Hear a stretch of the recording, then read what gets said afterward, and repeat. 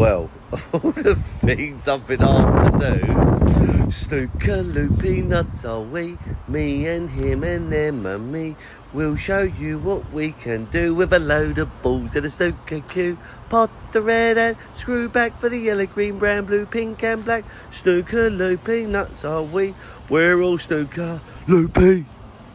Hello and welcome to day 3 of the Snooker Loopy Crucible updates, where every day we're giving you a little insight to the World Championship as it's going along. Thank you for all the lovely support so far. We've had some lovely tweets, some lovely comments, and just some people just hopping on board, or some old names like Alok and all those favourites have been very lovely, so thank you guys. But it's not just me, comedian Tom Mayhew. As always, I'm joined by my very, very good friend. He's the Tyneside Terror, it's Joe Hannard! And good evening, Hazel. And good evening, everybody at home. And, finally a nickname that makes sense, for once. What? With me. Are you telling me the shoe didn't make sense? The shoe didn't. Or, what else did you have? Incredibly Handsome. That was another one. Oh, I disagree, Joe. You're beautiful. Yeah, don't you think that Tom Ford's nickname should be Escort? I mean, escort makes him sound like a prostitute, which I don't know. But that's kind of the charm of it, isn't it? Joe, would you rather be told that you look exactly like Rob Walker, or that someone said they thought you were a prostitute? Which would you rather? Oh, it's a tricky one. I mean, both of them are kind of the same thing, but yeah, that's no, it's a tricky one, that. I think I'd just edge Rob Walker, maybe. I think Rob has dropped "Let's get the boys on the bays." He's not said it for a few days. I don't know whether he's... Yeah, he hasn't said it as much in the previous tournaments either. It was very much an every match thing about 10 years ago, but now I think he just does it a little bit more sparingly. I wonder if it's A, because it's a very gendered phrase in what is now a multi-gendered world tour, and B, because you can't really call a player in their 50s a boy, like Dominic Dale. You can't go, let's get the boys out there. Here's a man who's a granddad. It doesn't really make sense. Yeah, no. Yeah, very, very good point. But it's been good to see the action so far. Of course, Stuart Bingham started in the morning against Gary Wilson and went against what pretty much everyone was predicting. He really turned up. He had a very high pot percentage of about 91%. Gary Wilson didn't play well, which did help Bingham. Bingham could have been 7-2 up, but missed a black ball, so it was 6-3 in the first session. But he played great. He played very, very well. Knocked in a century. Gary Wilson was struggling, but they're in the second session now as we're recording this. The other match that was in the morning was I think Sean Murphy completed his win fairly comfortably, 10-5. I think that's almost what we predicted, to be honest. I think that match kind of went how people would go. Joe O'Connor defeated Mark Selby, so another seed is out. I think that's 4 seeds already who are out at the moment. Well, yeah, to go with the match last night, obviously we didn't get to talk about the results yesterday, but we did have the Tom Ford getting through against Ricky Walden, 10-6 in the end. I think that one could have been a little bit closer than it actually turned out, but neither player really played that well, and obviously Stephen Maguire played awesome to beat Ali Carter in the end, and that confirms that I'll be watching Sean Murphy and Stephen Maguire on the other side of my Judd Trump-Tom Ford match on Saturday, Tom. So, Joe, whether you choose to accept it, we will see, but you have the option of when Tom Ford comes out shouting, "Escort!" as he walks down the thing. Yeah, that's not going to happen. I can tell you that now. Unless somebody buys me the Stephen Hendry action figure before Friday, that is not happening. Oh, and that is a challenge. Can you imagine if someone bought you that? But no, it should be good. Stephen Maguire really impressed me, actually. He tends to do quite well in the first round of the Crucible. Gets to the quarterfinals quite often, doesn't he? So I think, wouldn't be surprised if he has a good match against Murphy.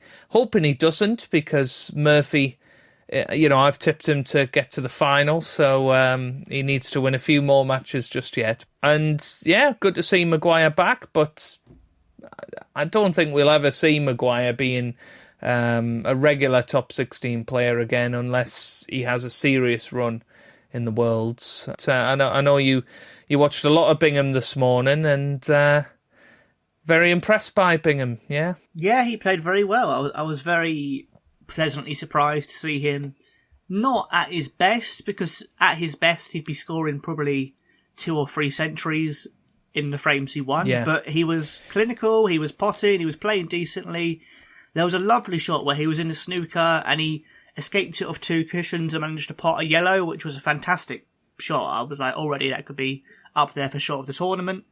His long potting was very solid, very strong. Gary Wilson, though, was out of sorts. I think in the first 6 frames, his high break was about 30, which obviously, from a seed, is not what you'd expect, but he was struggling. Another man who struggled was Mark Selby, who, very surprisingly, has been knocked out. Very, very surprisingly, Joe O'Connor has beat him fairly comfortably.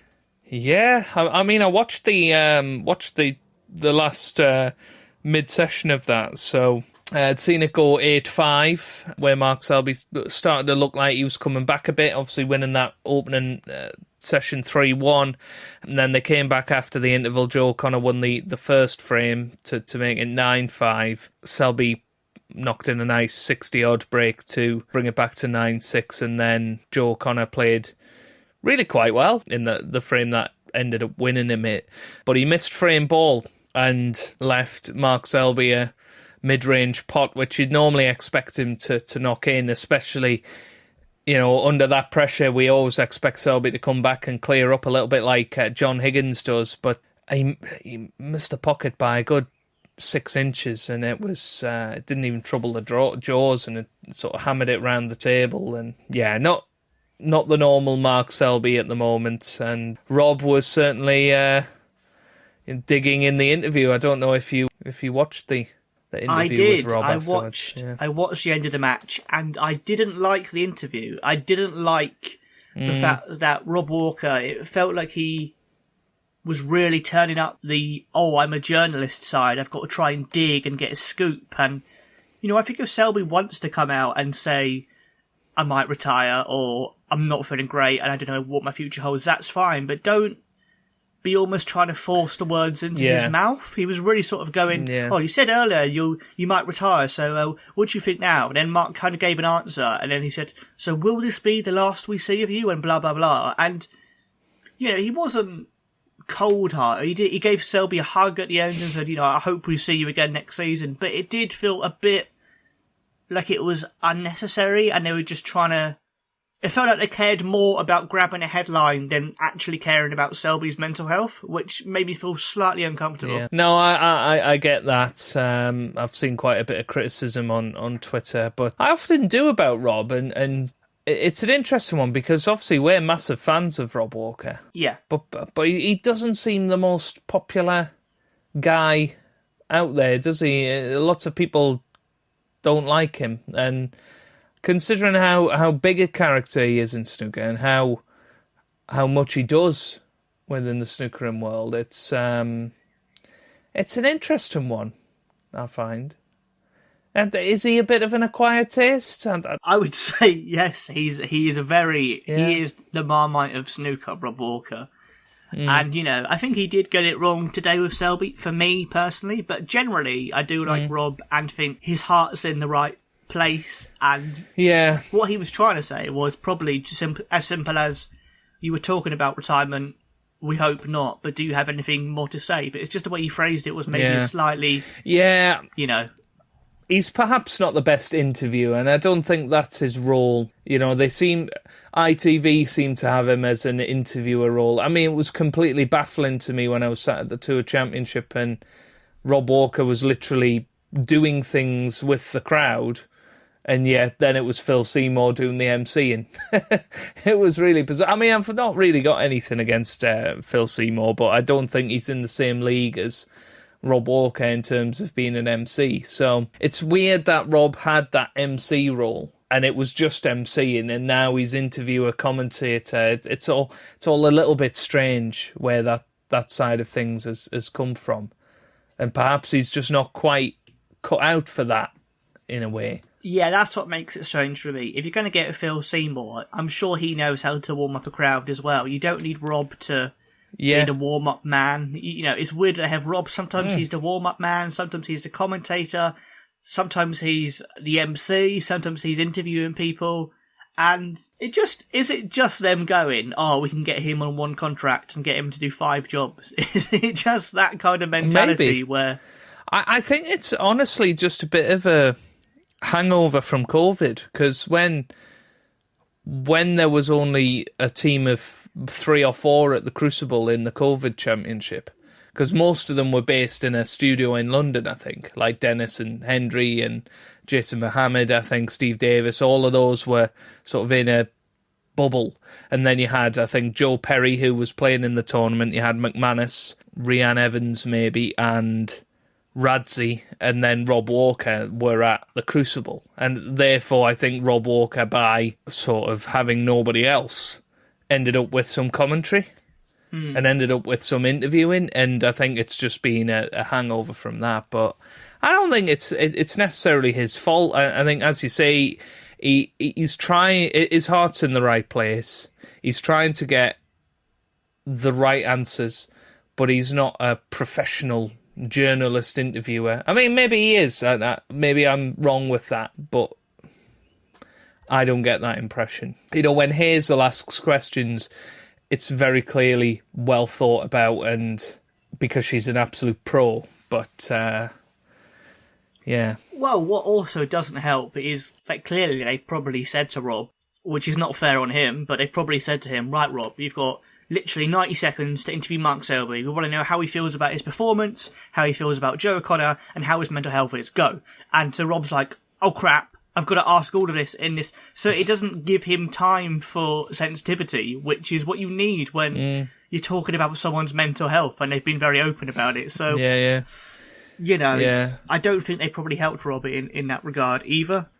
But Mark Selby, you know, it didn't seem right at all. So, you know, hopefully he gets the help that he needs. And I know his wife is in quite ill health as well at the moment. So, you know, we obviously wish him the best. And as much as I don't think Mark Selby is either of our favourite players to watch, you know, we certainly wouldn't wish anything bad upon him. And I think the sport is better for having people like Selby about. Yeah, well, I think he's always come across as a decent guy, always come across as a guy who cares about the sport, cares about the fans, cares about being a good ambassador for the game, and I think it would be a much worse sport without him, but the most important thing is his mental health and the physical health of him and his family. So I hope he does whatever is the right thing for him to do, but is up to him, do you know what I mean? And it's kind of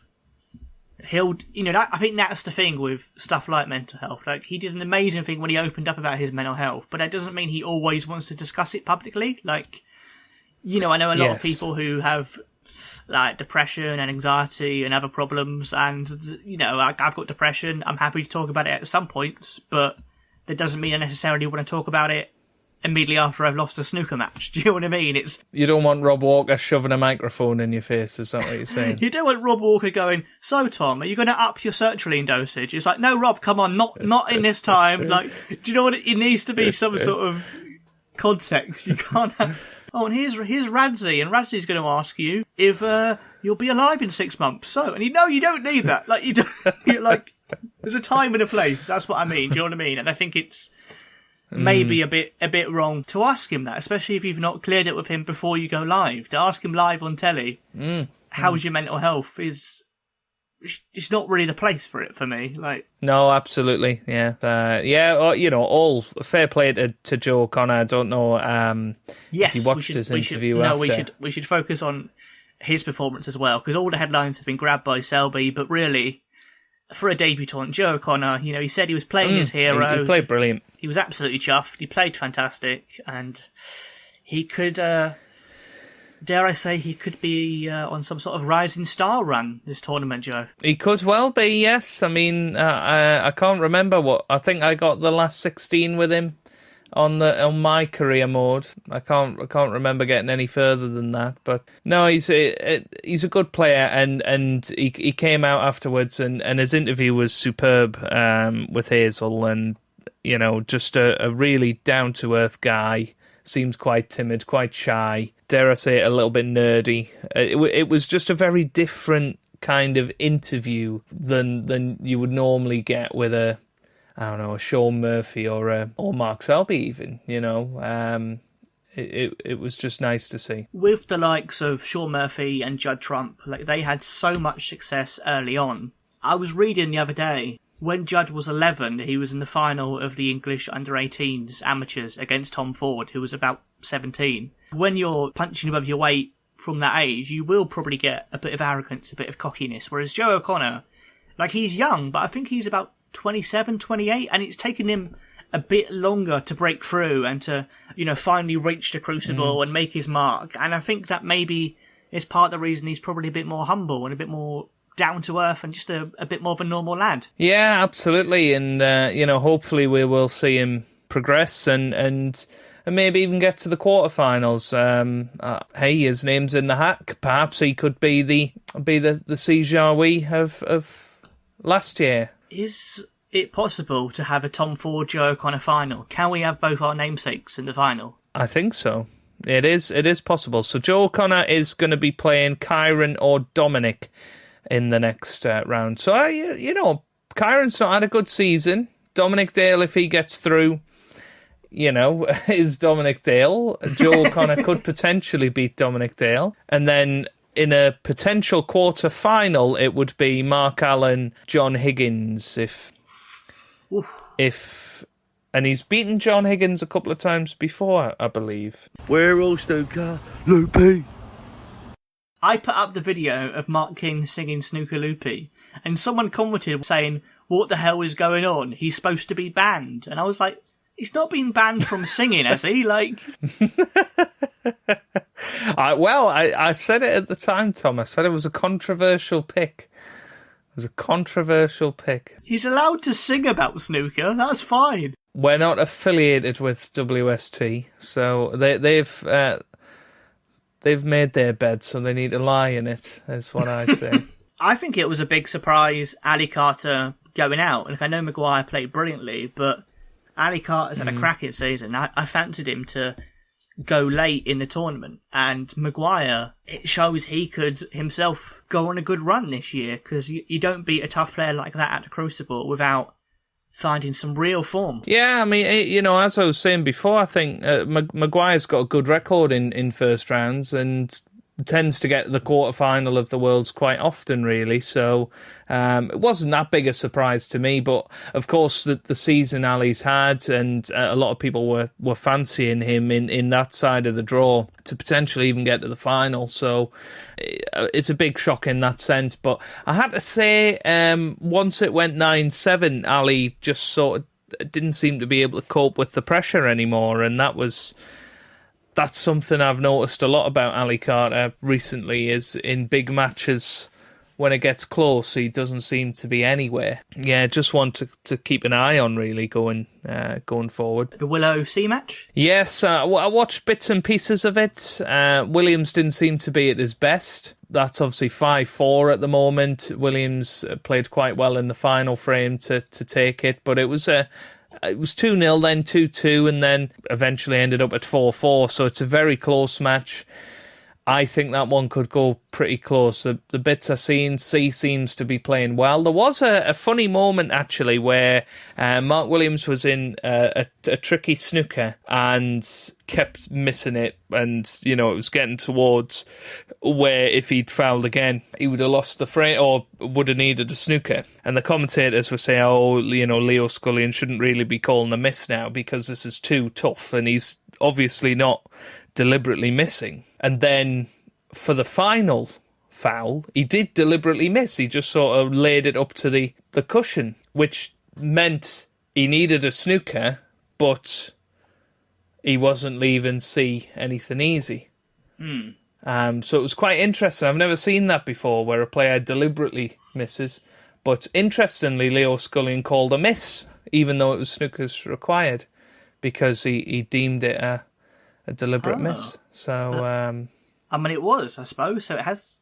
If it's deliberate, you have to call it, right? Is that how it works? well, yeah. I mean, C just sort of looked round confused and then got down and knocked in a long red anyway. but so it didn't matter. But it just an interesting moment that probably won't get looked at again. The red and screw back for the yellow, green, brown, blue, pink and black. Snooker, loopy, nuts away. We're all snooker, loopy.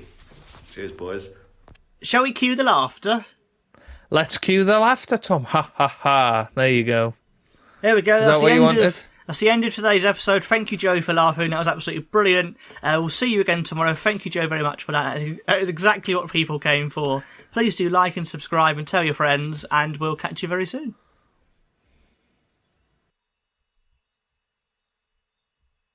Nah, not really.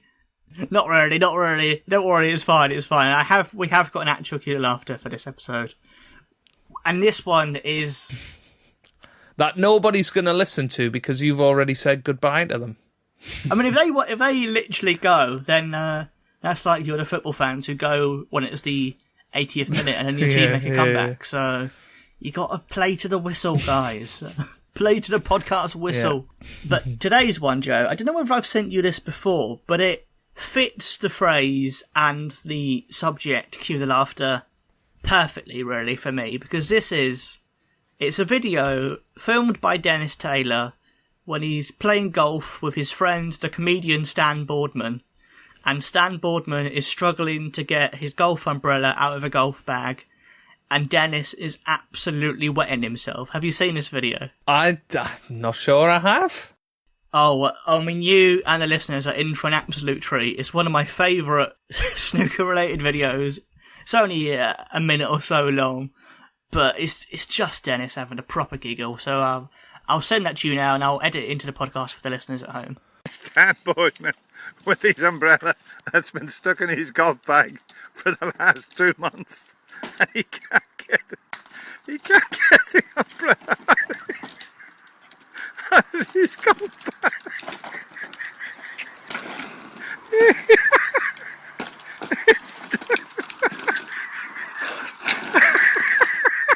He's got it. Well, he's only got half of it. He's only got half of it.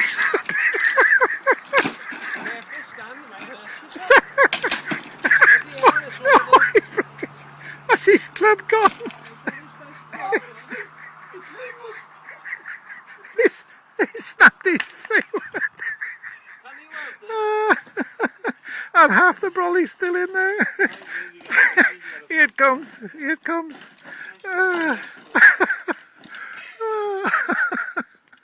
I think it's got half. Oh, wait a minute.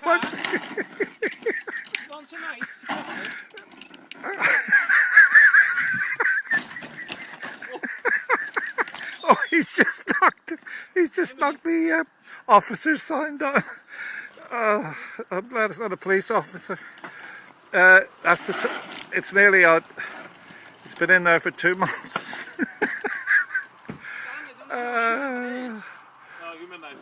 Oh, he's got a knife. There's a bit of can again, a knife. Oh, David's just stepped on his driver. He's a cut above the red. Oh, there we go. And that's it, the end of the umbrella that's been in Stan's back. He's loving it. Oh, it's beautiful. It's been in there for 2 months. He's a cut above the rest. He's a quick, isn't he? Hey. Oh, part 2. Oh, was there a part 2? Yes, it just came up immediately with part 2. Oh, let's watch part 2 as well. Just put it in there, Nev. Take 2, Nev. Yeah. Well, here I am at the beautiful Villa Llangollen Golf Club with Stan after he did get his brolly eventually out of the golf bag. It had been jammed in there for 2 months. As you can see, the brolly is The out. good thing about I've got that, which is good, and this is still working. This is still working. Yeah, you can get away with that, Stan. There you go. That'll do. All the best. You could get away with that. Wow. There you go. It's a cracker.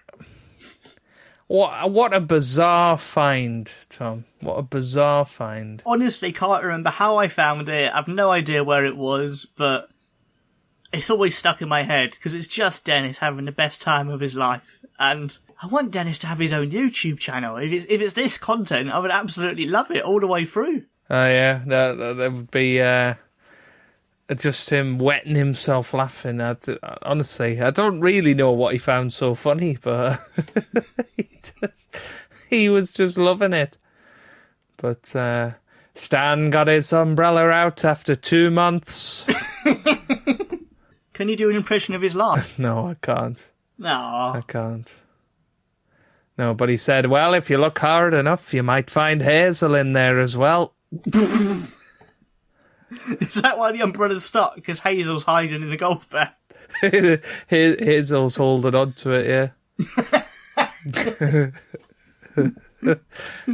Yeah.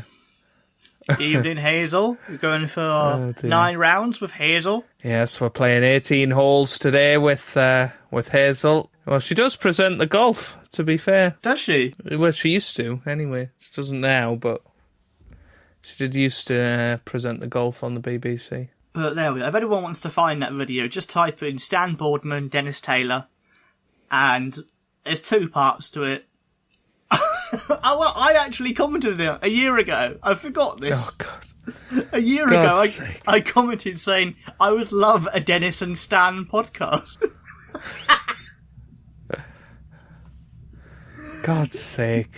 You got a dream, right, mate? You got to have dreams. So you commented on part 2. Well, funny you should say this, Tom.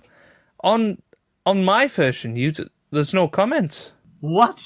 On part 2? On either of them. I've left a comment on part... They've hidden my comment. They've hidden your comment. Maybe you should comment something on the first video and I'll see if I can see it. Do I have to? I'll just say would love to see a Stan and Dennis podcast. No, I want you to comment on the first one saying, was Hazel hiding in the golf bag? No, I'm not putting that. There you go. I did comment, but it's not there. Really? It's disappeared. It's gone into the void. Wow, this is a mystery. This Cue the Laughter has turned into a Scooby-Doo mystery. How exciting. Well, Hazel, it's not there. Maybe he's got, you have to approve the comments and he's just not done it. Possibly. Like restricted comments. Some people have that for some reason. Because it's a very... I think it's on Stan Boardman's YouTube channel, but it's only got about 4 videos, so I don't think he's... Yeah. He's not an active YouTuber, let's say that. Yeah, he's not producing that daily Crucible content like we are. He's a cut above the red. Oh, there we go. And that's it. What would be your dream bit of merch to stumble upon at the World Championships when you go later on this tournament? Well, my dream would be that John Virgo is doing a meet and greet at the Ronnie O'Sullivan shop, and I can get a signed John Virgo cue ball. That would be a pretty epic piece of merchandise. That should be a thing. Oh, it's so hard because I reckon he would do that, but he's so busy commentating that when would he have the time? Yeah, I mean he did one last year. It was just wasn't the day I went, but it was obviously Stuart Bingham. Shall we leave it there then, Tom? Okay, we'll wrap it up there. Thank you guys always for your comments, your likes, your shares, all those things. Do tell your snooker-loving friends if you think they'd like our podcast. And we're going to be back daily throughout this this crazy tournament. So it's good night from me. And it's good night from me, Hazel. I knew he was going to say Hazel. I knew it.